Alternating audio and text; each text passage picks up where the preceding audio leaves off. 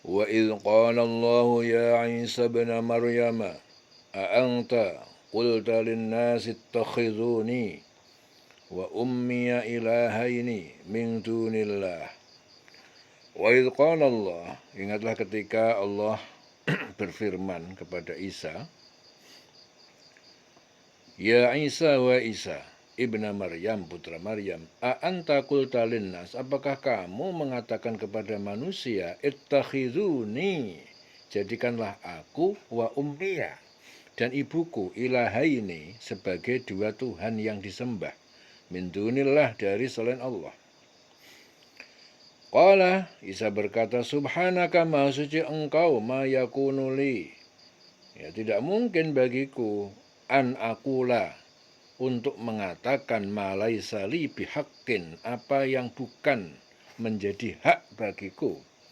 In kuntu qultuhu, jika aku telah mengatakannya, faqad alimtahu, maka sungguh engkau telah mengetahui. Ta'lamu, engkau maha mengetahui, ma fi nafsi, apa yang ada dalam diriku, wala a'lamu, dan aku tidak mengetahui, ma fi nafsika, apa yang ada dalam zatmu. Innaka anta, sungguhnya engkau alamul ghuyub, maha mengetahui hal-hal yang gaib. Ya. Wa qala Allah ya Isa, dan ingatlah ketika Allah berfirman bilang sama Isa ibnu Maryam, putra Maryam, wa Isa putra Maryam, engkaulah yang mengatakan, apakah kamu yang mengatakan kepada orang-orang, jadikanlah aku dan ibuku sebagai dua Tuhan yang disembah selain Allah. Jadi Allah berfirman kepada Isa nanti di hari kiamat, apakah kamu menyuruh supaya orang-orang itu menyembah kamu dan menyembah ibumu selain aku, menjadikan kamu dan ibumu sebagai Tuhan? Ya, dan Isa menjawab, ya, qala subhanaka ma yakunu li an aqula ma laisa li bihaqqin. Maksudnya engkau, ya Allah, tidak mungkin bagiku untuk mengatakan apa yang bukan menjadi hakku. In kuntu qultuhu, jika aku mengatakannya, faqad alimtah, maka sungguh engkau telah mengetahui. Ta'lamu ma fi nafsi, engkau maha mengetahui apa yang ada dalam diriku, wala a'lam, dan aku tidak mengetahui ma fi nafsika, apa yang ada dalam dirimu, dalam zatmu. Innaka anta alamul ghuyub, sungguhnya engkau maha mengetahui hal-hal yang gaib. Ma qultu lahum, tidak pernah aku mengatakan kepada mereka illa kecuali ma amartani, apa yang engkau perintahkan kepadaku, bihi, dengannya, an ya'budullah, yaitu kalian sembahlah Allah, Rabbi, Tuhan penciptaku, wa Rabbakum, dan Tuhan pencipta kalian, wa kuntu alaihim syahidan, dan aku menjadi saksi atas mereka, ma dumtu fihim, selama aku berada di antara mereka. Falamma, maka setelah tawaffaitani, setelah engkau mengangkatku ke langit, ya. Ya, tawaffaitani artinya mematikan aku. Di sini artinya apa? Tawaffaitani, diangkat ke langit dalam keadaan hidup. Kunta antar raqib, engkaulah yang menjadi ar-raqib, pengawas penjaga, alaihim, atas mereka. Wa anta ala kulli syai'in syahid, dan engkau maha saksi, menjadi saksi atas segala sesuatu. Ya. Jadi aku tidak pernah mengatakan apa yang pada mereka kecuali apa yang engkau perintahkan, yaitu sembahlah Allah, Tuhanku dan Tuhanmu, dan aku menjadi saksi terhadap mereka selama aku berada di tengah-tengah mereka.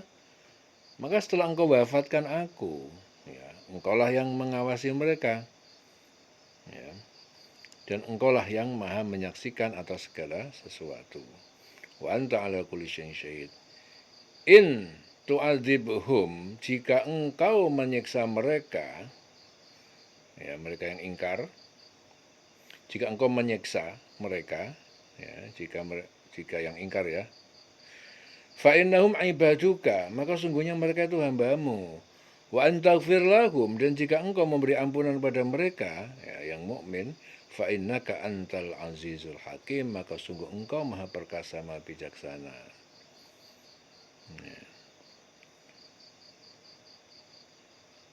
Maha perkasa dan maha bijaksana. Jika engkau menyiksa mereka, maka sesungguhnya mereka adalah hamba-hamba engkau, dan jika engkau mengampuni mereka, maka sesungguhnya engkaulah maha perkasa lagi maha bijaksana. Ya, dalam ayat ini Allah Ta'ala memberikan petunjuk kepada Rasul dan orang yang beriman tentang keadaan Nabi Isa dan Bani Israel di hari kiamat kelak, ketika Allah Ta'ala itu berfirman, hai Isa putra Maryam, adakah kamu itu pernah enggak kamu itu mengatakan kepada manusia, jadikanlah aku dan ibuku dua Tuhan selain Allah. Nabi Isa menjawab, maha suci engkau ya Allah Tuhanku, tidaklah patut bagiku mengatakan ya, apa yang bukan menjadi hakku. Ya. Apabila aku pernah mengatakannya, maka tentu engkau mengetahui apa yang aku katakan, karena engkau adalah zat yang maha mengetahui. Engkau mengetahui segala sesuatu daripada diriku, sedangkan aku tidak mengetahui segala sesuatu yang ada pada diri engkau ya Allah. Dan sesungguhnya engkau maha mengetahui perkara-perkara yang gaib-gaib. Kemudian Isa berkata, aku tidak pernah mengatakan kepada mereka, kepada Bani Israel, kecuali apa yang engkau perintahkan kepadaku untuk mengatakannya, yaitu beribadahlah kepada Allah, kepada Tuhanku, kepada Tuhanmu, Tuhanku ya Tuhanmu. Dan aku akan menjadi saksi terhadap mereka selama aku berada di antara mereka. Lalu setelah engkau wafatkan aku, engkaulah yang mengawasi mereka, dan engkau adalah zat yang maha menyaksikan atas segala sesuatu. Ya, jadi tawafatan artinya mewafatkan. Ya, tapi maksudnya apa? Diangkat ke langit. Ya. Karena waktu itu seperti dalam ayat sebelumnya, ya, Isa dikejar-kejar oleh mereka, Bani Israel, kemudian diselamatkan Allah, diangkat ke langit. Ya. Nggak ada di dunia lagi. Itu artinya diwafatkan. Engkau maha mengawasi mereka, dan engkau adalah zat yang menyaksikan atas segala sesuatu. Apa yang mereka katakan, apa yang mereka perbuat. Ya. Dan aku memohon kepadamu ya Allah, jika engkau menyiksa mereka, maka sesungguhnya mereka adalah hamba-hambamu. Dan jika engkau mengampuni mereka, maka sesungguhnya engkau itu adalah zat yang maha perkasa lagi maha bijaksana. Ya, jadi aku memohon kepadamu ya Allah, jika engkau menyiksa mereka, sungguhnya mereka adalah hamba-hambamu. Dan jika engkau mengampuni mereka, maka sungguhnya engkau adalah zat yang maha perkasa lagi maha bijaksana. Yaitu apabila engkau menghendaki sesuatu, tidak ada satupun yang dapat menghalangi. Engkau maha bijaksana dalam memutuskan pemberian-pemberianmu kepada hamba-hambamu. Dalam hadis Abu Dawud, ya, Rasulullah bersabda, Allah Azza wa Jalla itu berfirman, hai anak Adam. Allah berfirman, anak Adam mendustakan aku. Padahal tidak seharusnya ia berbuat demikian. Ia mencaci aku, padahal tidak seharusnya ia demikian. Adapun mendustakan aku adalah dengan ucapannya kepada Allah Ta'ala, tidak akan menghidupkan aku kembali sebagaimana menciptakan aku pada permulaan. Ketahuilah bahwa tiada ciptaan atau makhluk pertama lebih mudah bagiku daripada mengulangi ciptaan. Adapun caci makinya terhadap aku adalah dengan berkata Allah Ta'ala mempunyai anak, padahal aku Maha Esa, bergantung padaku. Segala sesuatu bergantung kepadaku. Aku tidak beranak dan tidak pula diperanakkan. Tidak ada seorang pun yang setara dengan aku. Nah, itu hadis Bukhari. Ibnu Abbas bercerita, Rasulullah juga pernah memberikan nasihat kepada kami. Beliau bersabda, wahai sekalian manusia, sungguhnya kalian akan dikumpulkan kepada Allah Ta'ala dalam keadaan tidak beralas kaki, telanjang dan tidak berhitan.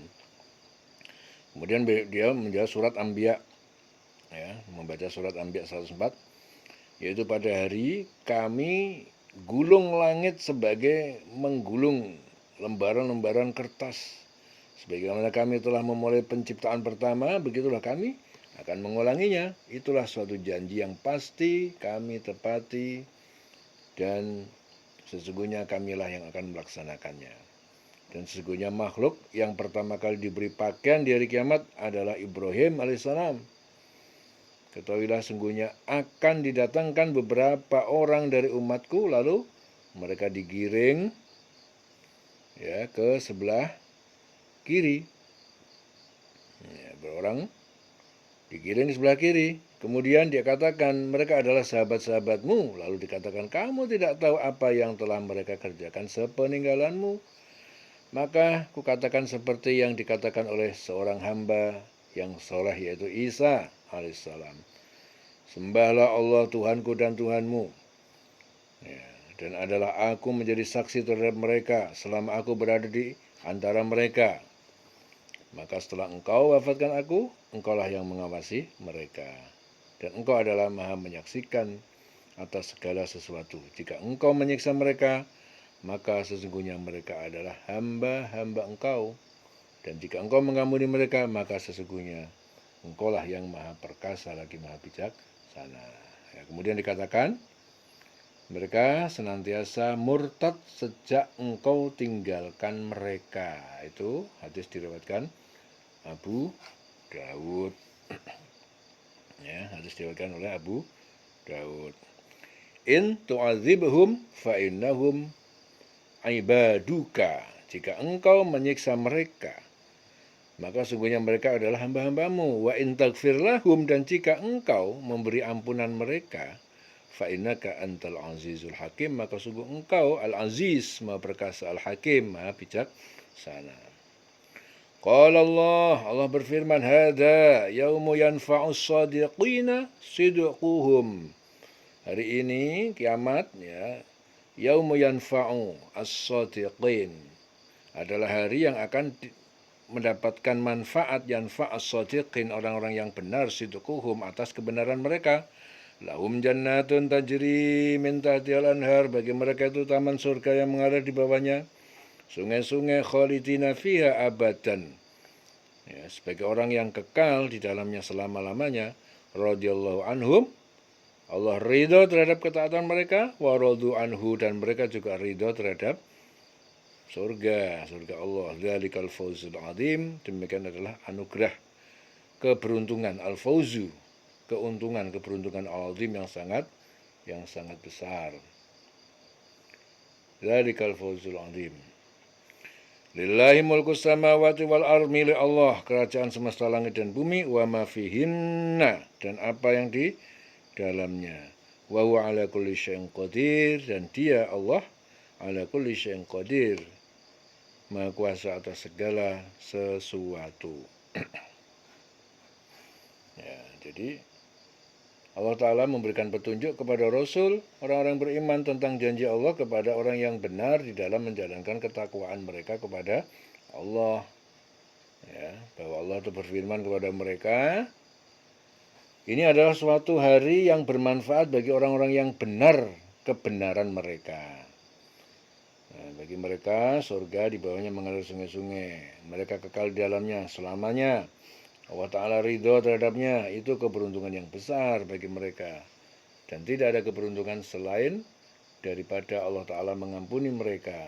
Ya, tidak ada keberuntungan selain Allah mengampuni mereka dan menerima amal ibadah mereka serta amal soleh mereka. Ya, Allah ridho kepada mereka. Ya. Dalam hadis Tirmidzi, Rasulullah itu ditanya tentang sebab-sebab paling banyak yang memasukkan manusia ke surga. Beliau menjawab, ketakwaan kepada Allah Ta'ala dan akhlak yang baik. Jadi ketika Rasul ditanya, sebab-sebab yang paling banyak masukkan orang ke surga adalah ketakwaan kepada Allah dan akhlak yang baik.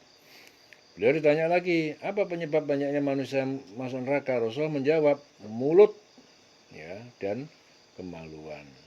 Mulut dan kemaluan. Na'udzubillahi min dzalik. Hadis Tirmidzi. Ya, jadi kepunyaan Allah, kerajaan langit dan bumi, dan apa yang ada di dalamnya. Jadi Allah itu menciptakan segala sesuatu sebagai pemiliknya. Dia juga zat yang maha kuasa atas segala sesuatu. Jadi Allah mengendalikan segala sesuatu, tidak ada satupun yang bergerak kecuali atas izin Allah. Dia juga maha berkuasa atas segala sesuatu, maha menguasai segala diciptakan. Tidak ada satupun yang dapat menandingi Allah, menandinginya, dan tidak ada pula yang setara dengannya. Dialah Tuhan, ya Allah, Tuhan yang Maha Esa, ya, tidak ada sekutu baginya. Wa huwa ala kulli syai'in qadir. Ya, dia Maha Kuasa atas segala sesuatu. Lillahi ma fis samawati wa ma fil ardh. Milik Allah kerajaan semesta langit dan bumi, wa ma fihinna, dan apa yang ada di dalamnya, wa huwa, dan dialah Allah, ala kulli syai'in qadir, ya, maha kuasa atas segala sesuatu, ya. Selesai surah Al-Maidah. Dieling selawase urip.